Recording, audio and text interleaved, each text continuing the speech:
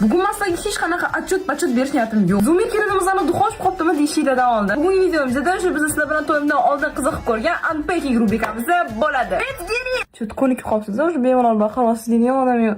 Oldin чисто любой o'zbekni puli qolmaganida, men ham pulim qolmaganidan narsalarimni hammasini Xitoydan zakaz qilishni boshlagan edim. Bitta sir ochaman, bu привычка kelib bo'lgandan keyin mendan ketgani yo'q. Birinchi ochgan narsani biz aniq qoldiradigan narsa yo'q, chunki bu любой qizni garderobida bo'lishi kerak bo'lgan o'sha bazaviy krossovkalar. Yo'q, sapam bunaqasi o'shanga hozir zakaz qildim. Keyingisi.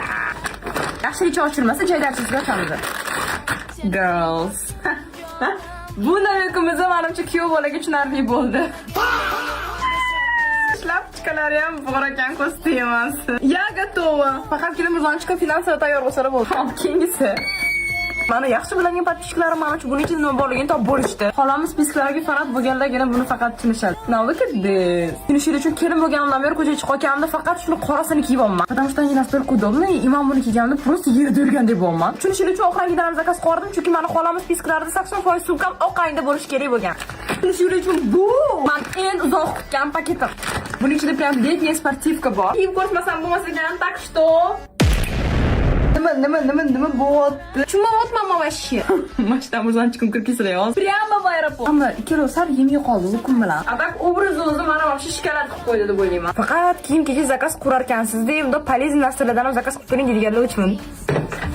Men anti-stressni zakaz qildim. Buni men adashmasam bir oy oldin TikTokda ko'rib qoldim. И men сразу mehrim tushib qoldi. Я подумала, если заказать, то почему сразу не 12? Какая улыбашка. O'zimga o'xshagan qaraylar. Buni san uchun nima foydasi bor? Ras 12 ta zakaz qilsam desanglar. Agarlar bu men uchun emas, bu meni muzonchikim uchun. Nivrada shopping qiladigan xotinni boqish o'zi ekan. Bularning o'zi hammasini men chista Taobao'dan zakaz qildim.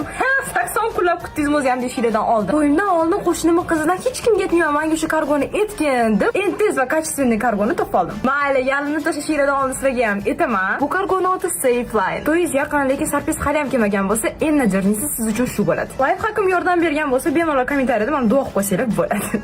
Пока-пока.